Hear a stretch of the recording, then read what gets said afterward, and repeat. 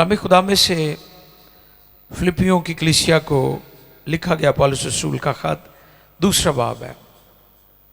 फिलिपियों दूसरे बाब की 12वीं आयत से 15वीं आयत तक हम पढ़ेंगे। कलाम खुदा में से आज का पैगाम, आज का मौजू, चिरागों की तरह दिखाई देते हो। हालेलुया। आज का मौजू क्या है? चिरागों की तरह दिखाई देते हो। ईमानदारों को कहा गया है।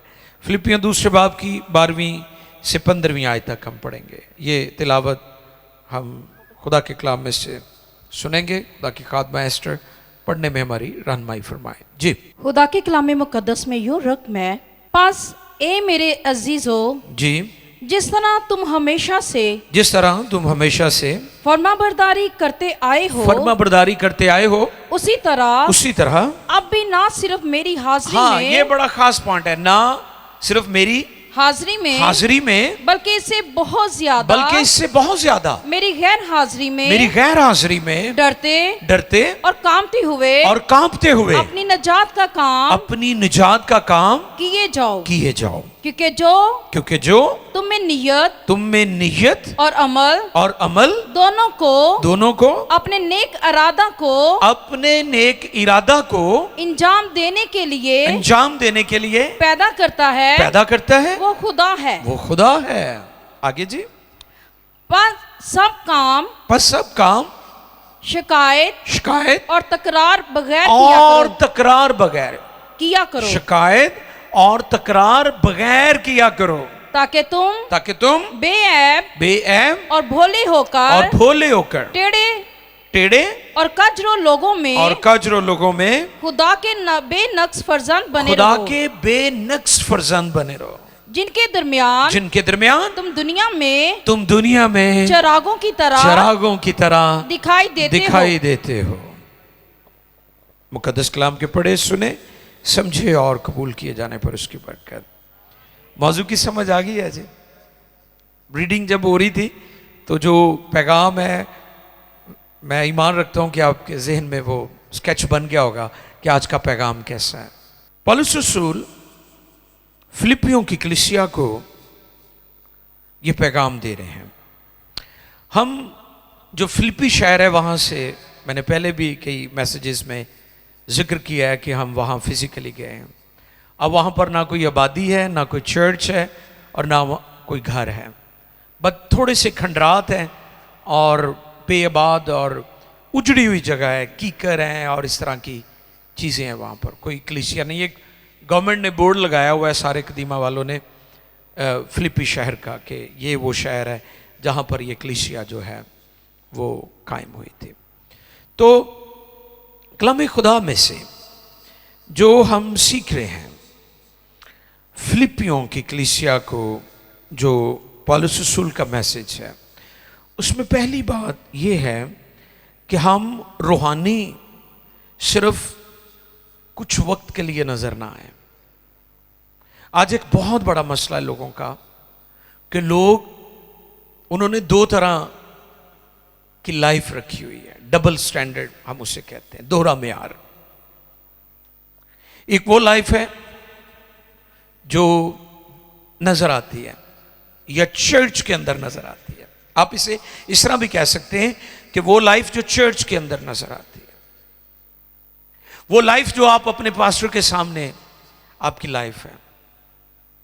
मुझे याद है बहुत साल पहले हम एक शहर में थे, शायद खानेवाल में, तो हमारे एक दोस्त हैं, तो उन्होंने सिगरेटा पीन की आदत सी।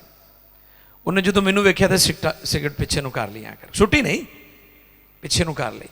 पता तो मुझे चल गया था कि ये सिगरेट पी रहा था और मुझे देखकर इसने छुपा लिया। मैं जाके उसका गुट फड़ लिया तो मैं सीधा कर दिता जो पिछे उन्होंने किया। मैं कहा जी आप भाजी की है? कहते ओ जी मैं ताड़ी बड़ी इज्जत करना। तो मैंने उनसे दरखास्त की क्या की? मैंने कहा भाई आप मेरी इज्जत ना करें, वो खुदा जो आपको पीछे से ऊपर से देख रहा था ना, उसकी इज्जत करें। ये कितना जरूरी है कि आप सिर्फ अपने पास्टर की मौजूदगी में या सिर्फ चर्च में रूहानी नजर ना आए, बल्कि आपकी जो जिंदगी है उसमें खुदा हर जगह मौजूद होना चाहिए। जो आयात तिलावत की गई हैं उनमें खूबसूरत जो पैगाम है वो क्या है? बस ए मेरे अजीज़ों, जिस तरह तुम हमेशा से फर्माबरदारी करते आए हो, उसी तरह अब भी ना सिर्फ मेरी हाजिरी में बल्कि इससे बहुत ज्यादा मेरी गैर हाजिरी में डरते और कांपते हुए अपनी निजात का काम किए जाओ। What a great teaching!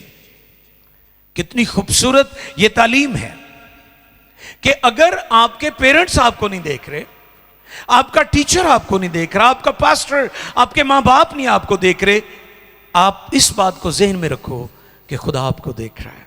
और पौलुस रसूल फिलिपियों की कलीसिया को, फिलिपी शहर के ईमानदारों को ये पैगाम देते हैं कि तुम मेरी हाजिरी से ज़्यादा मेरी गैर हाजिरी में ज़्यादा खुदा की वफादारी किया करो, उसके कलाम पर अमल करो, उसकी शहादतों को मानो।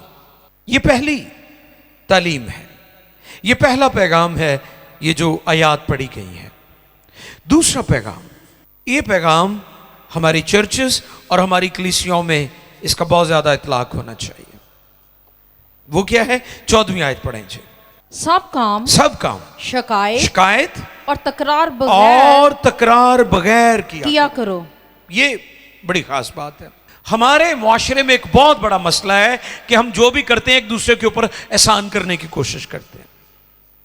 मसलन बीवी अगर शोहर के लिए उसके कपड़े प्रेस करती है या बच्चों का खाना बनाती है या घर की सफाई करती है तो वो सारे आनू ये दस दी है जी मैं ही सारा कुछ करनी है, और फिर साथ शिकायत भी करते हैं। और अगर कोई घर में काम हो रहा है तो जता जता कर कहते मैं भी तेनू लैके जाना, मैं भी तेनू ड्रॉप करके आना, मैं भी ते स्यापा करना, वगैरह वगैरह। हम तकरार ज्यादा करते हैं। कलाम खुदा में आपको पता है मसीही क्यों ईमानदारी से ड्यूटी करते हैं? क्योंकि मसीहों को बाइबल मुकद्दस में यह तालीम दी गई है, जो काम करते हो जी से करो, और यह जानकर करो कि खुदावन के लिए करते हो, ना कि आदमियों के लिए। हम हुकूमतों के लिए काम नहीं करते, हम खुदा के लिए कर रहे होते हैं। इसलिए हमारी नर्सेस, हमारे जितने भी मसीही किसी भी डिपार्टमेंट में हैं, वो एजुकेशन में है, वो पुलिस में है, वो सेहत के महकमा में है, किसी भी डिपार्टमेंट में, वो इसलिए ईमानदारी से ड्यूटी करते हैं क्योंकि वो जानते हैं कि ये काम मैं अपने खुदा के लिए कर रहा हूं। और इसलिए मसीहों पर लोग बहुत ज़्यादा एतमाद भी करते थे। शायद आज थोड़ा फर्क पड़ गया है, हमें इस पर गौर करनी है। हम छोटे छोटे कामों के लिए तकरार करते हैं। छोटा सा काम किसी को कह दिया जाए, वो बहस करता है, तू भी तो कर ही सकता है ना, कोल ही बैठा है ना। ये जो लफ्ज़ काइंडनेस है ना, ये तो है ही नहीं हमारे मुआशरे में, जिसे हम मेहरबानी कहते हैं कि जी ये बड़ा मेहरबान है। मेहरबान वो शख्स होता है कि अगर कोई चीज़ गिर गई है तो आपने उसे नहीं कहा कि जी मुझे उठा, वो फौरन आपको ले सर प्लीज। ये काइंडनेस है। और ये रूह का जो फल और उसकी तस्वीरें, ये उसका हिस्सा है कि आप काइंड हैं। आप तकरार कब करते हैं? जब आप के अंदर मेहरबानी वाली जो बात है ना, काइंडनेस जो है वो नहीं है। आज के ईमानदार के अंदर इसकी बहुत ज्यादा कमी है। हम चर्च में आप देख लें, चर्च में भी अगर हम कोई काम करते हैं तो हम ऐसे कर रहे हैं जैसे हम पास्टर के ऊपर कोई एहसान कर रहे हैं, पास्टर के लिए कर रहे हैं। या बच्चे कहते हैं माँ बाप के लिए, या माँ बाप बच्चों, या बहन भाई आपस में तकरार करते हैं, बहस करते हैं। पौलुस रसूल इस जगह पर फिलिपियों के ईमानदारों को यह पैगाम दे रहा है कि आपने जो कुछ भी करना है, ना तो उसमें तकरार होनी चाहिए और ना उसमें शिकायत होनी चाहिए, उसमें मेहरबानी होनी चाहिए। आपको काइंड होने की जरूरत है। और फिर हम रूहानी तौर पर उस मयार पर आएंगे जिस पर खुदा हमें लाना चाहता है। 15वीं आयत बहुत ज्यादा खास है। ताकि तुम बेऐब और भोले होकर टेढ़े और कचरों लोगों में। कहां रहते हम? टेढ़े लोगों में तो रहते हैं हम। हमारे इर्द गिर्द जो लोग हैं वो सीधे ने, वो जलेबी तरह सीधे ने, जिवें जलेबी नहीं सीधी हुंदी इवें दे सीधे ने। कहाँ रहते हैं हम, बताएं मुझे। कितने चैलेंज है आपके लिए बतौर ईमानदार, कितना तंग करते हैं लोग आपको, मजबूर करते हैं कि आप बेईमान हो जाए या आप भी करप्शन करें। करते नहीं है ऐसे। हम कहाँ रहते हैं, क्या माहौल है हमारे इर्द गिर्द। सुने जरा यहां पर, ताकि तुम बेऐब और भोले होकर टेढ़े और कचरों लोगों में खुदा के बेनक्स, कौन से जी, बेनक्स फर्जंद बने रहो। बेनक्स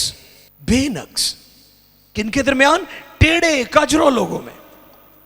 मुझे कल एस्टर ने बताया कि चीचा वतनी से कोई अजीज है मसीह में, वो बड़ी अच्छी फैमिली है, वो तौबा करना चाहते हैं और वो अपनी कुछ प्रॉब्लम्स शेयर कर रहे थे कि हम बपतिस्मा लेना चाहते हैं पादरी साहब से, लेकिन हमारे दिल में जो प्रॉब्लम्स हैं, जो हमारे अंदेशे हैं, खदशात हैं, वो ज़रा क्लियर कर दें कि हम जो हमारा काम है उसमें हमारे लिए कई दफ़ा मुश्किलात होती हैं।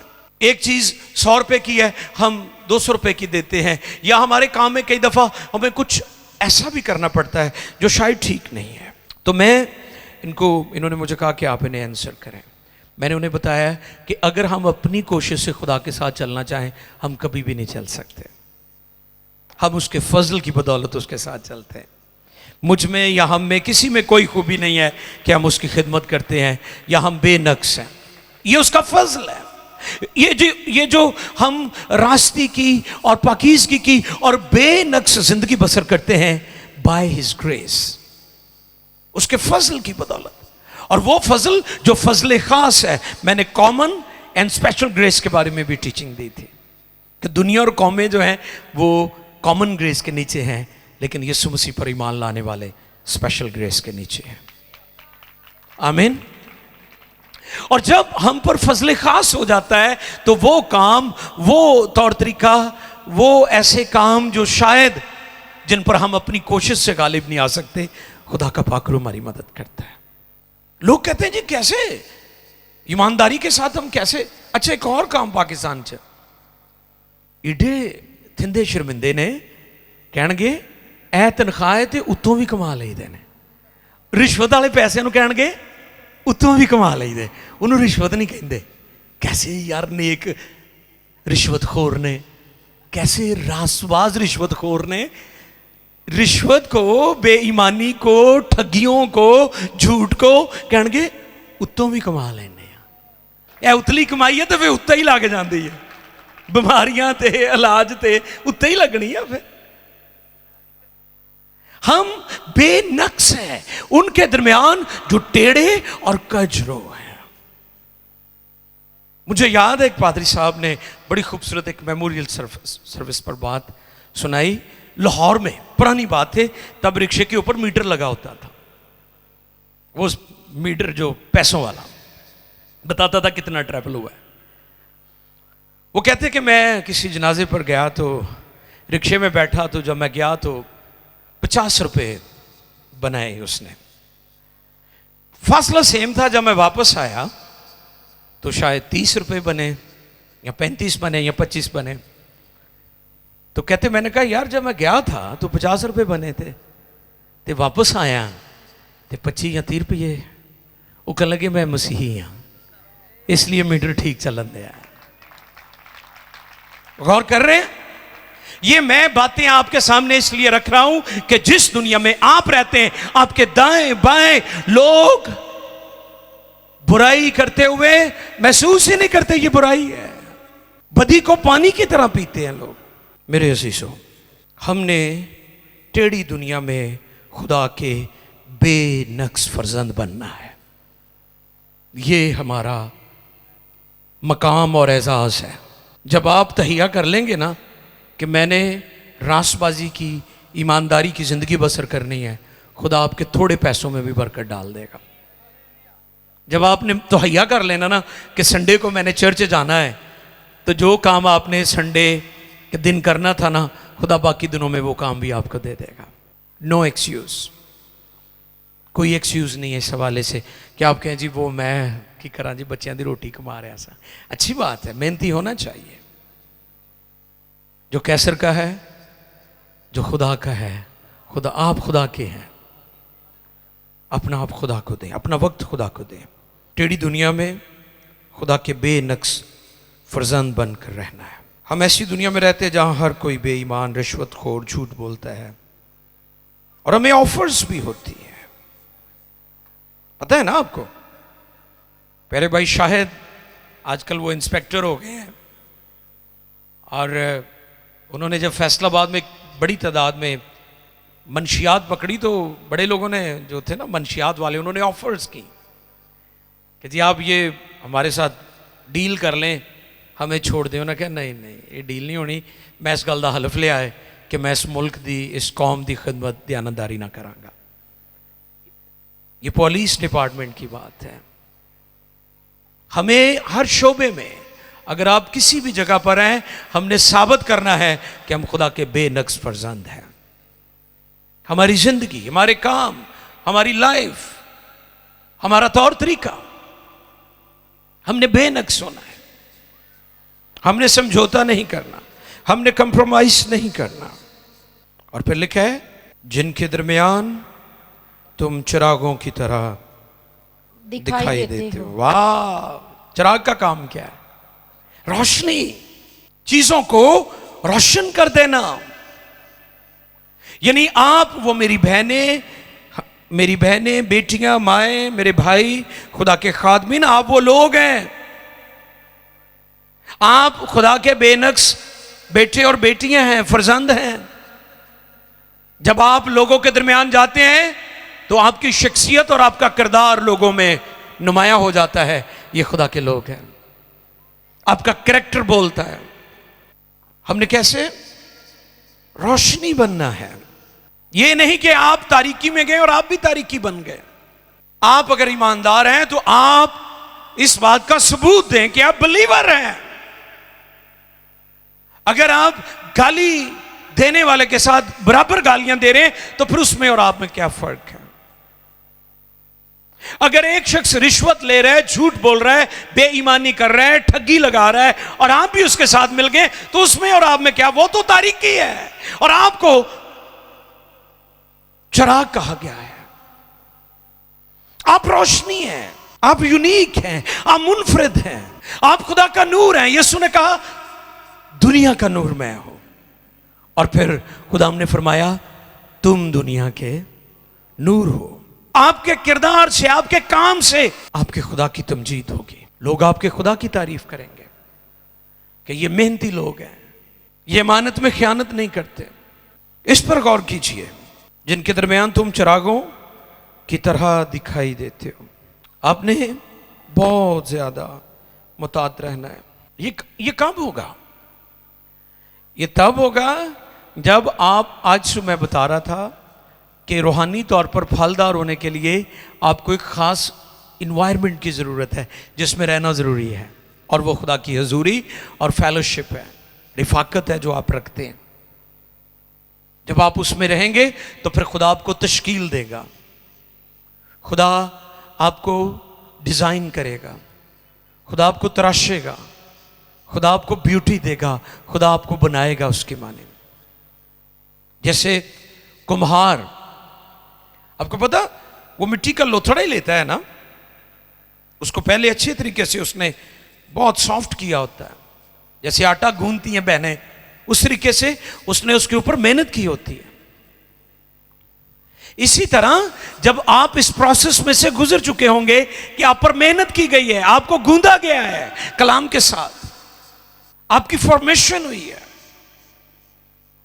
और फिर जब आप जैसे कुम्हार उस मिट्टी के लोथड़े को लेता है और वो जो उसका चाक, उसे कहते हैं चाक, उसके ऊपर रखता है ना, तो पड़ा रहेगा ना लोथड़ा, कुछ नहीं बनेगा, वो घुमाता है उसे। फिर उसके हाथ में आर्ट है और वो आर्ट उसके जहन में है। और जब आप खुदा के हाथ में होंगे तो फिर खुदा आपको तरतीब भी देगा, आपको शेप भी देगा, आप दुनिया में मुनफरिद नजर आएंगे, क्योंकि खुदा ने आपको तैयार किया ऐसी, इसी तौर पर खुदा ने आपको तैयार किया है कि जब आप जाएंगे तो फिर आप उन लोगों जैसे नहीं होंगे जिनके दरमियान आप गए हैं, वो तारीकी हैं और आप नूर हैं। फिर नूर अपना काम करता है। और मैं अक्सर कहता हूं, रोशनी एक ताकत है, तारीकी एक हालत है। रोशनी एक, उसमें ताकत है। जैसे रोशनी आती है तारीकी भाग जाती है, जैसे नूर आता है, जैसे रोशनी आती है, तारीकी ठहर नहीं सकती, क्योंकि तारीकी एक कंडीशन है। और मैं अक्सर ये बात कहता हूं कि रोशनी का ना होना ही एक्चुअली तारीकी है। अगर रोशनी नहीं है ना तो फिर तारीकी है, और अगर रोशनी है तो फिर तारीकी ठहर नहीं सकती। और तारीकी को मैसेज की या तारीकी के साथ मुकाबले की जरूरत नहीं है। तारीकी को सिर्फ रोशनी दिखाएं, दुनिया को सिर्फ यीशु दिखाएं और अपने किरदार में से दिखाएं। एक वो अंजील है जो मैं आपके दरमियान खोलकर बयान कर रहा हूं, एक वो अंजील है जो आपके किरदार में लोगों को नजर आएगी। और यही बात रसूल यहां पर सिखा रहे हैं कि तुम टेढ़े लोगों में, तुम कचरो लोगों में, तुम बुरे लोगों में, बेईमान लोगों में, तारीक दुनिया में, खराब दुनिया में, खराब जहान के अंदर खुदा के बेनक्स फर्जंद हो और रोशनी हो। तुमने रोशनी बनकर दुनिया में उसका जलाल जाहिर करना है। स्टीफनस की गवाही, जब उसे संसार किया जा रहा था तो लोग कहने लगे इसकी शक्ल फरिश्तों जैसी है। वाह, बंदा मरन दिया है। ये बड़ी गौर तलब बात है ईमानदारों के लिए। लोग उसे पत्थर मार रहे हैं, लोग उसे शहीद कर रहे हैं, यीशु के नाम की खातिर वो ये सब बर्दाश्त कर रहा है। और लोग कहते हैं इसकी शक्ल, ये एक ऐसी तसल्ली और ये कैसा नूर है जो मार खाते हुए भी चेहरे पर आ जाता है। ये रासबाजी का नूर है, ये ईमानदारी का नूर है। लेकिन मैं आपको ये बात कहना चाहता हूं कि स्टीफनस की जिंदगी से इस बात को सीखें कि स्टीफनस जब शहीद किया जा रहा था, उसकी शक्ल, उसका चेहरा फरिश्तों जैसा था। उसे मार रहे थे, उसे पता है मैं मर जाऊंगा, लेकिन उसके अंदर एक पीस था, उसके अंदर एक इत्मीनान था जो उसके चेहरे पर भी नजर आ रहा था। आप जब बेचैन घबराए हुए होते हैं तो वो घबराहट आपके फेस पर भी आ जाती है। बेचैनी, बेकरारी जो है, एंजाइटी जो है, वो आपके चेहरे पर भी आ जाती है। लेकिन अगर आपके दिल में इत्मीनान है, पीस है, तो वो फिर पीस आपके फेस पर, आपके चेहरे पर भी जाहिर होता है कि खुदा की तसल्ली इस बहन, इस भाई के दिल में कसरत से है। आपका चेहरा लोगों को, दुनिया को जीत लेता है। स्टीफनस की गवाही, यानी मुश्किल तरीन हालात में भी वो चिराग की मानी चमक रहा था। हालेलुया। सिर्फ आपने अच्छे हालात में नहीं चिराग बनना, बल्कि मुश्किल तरीन हालात में भी चिराग बनना है। इंजील की मुनादी आप सुनाकर भी इंजील की मुनादी या प्रचार कर सकते हैं, अपने किरदार के जरिए से भी मसीह का जलाल जाहिर कर सकते हैं।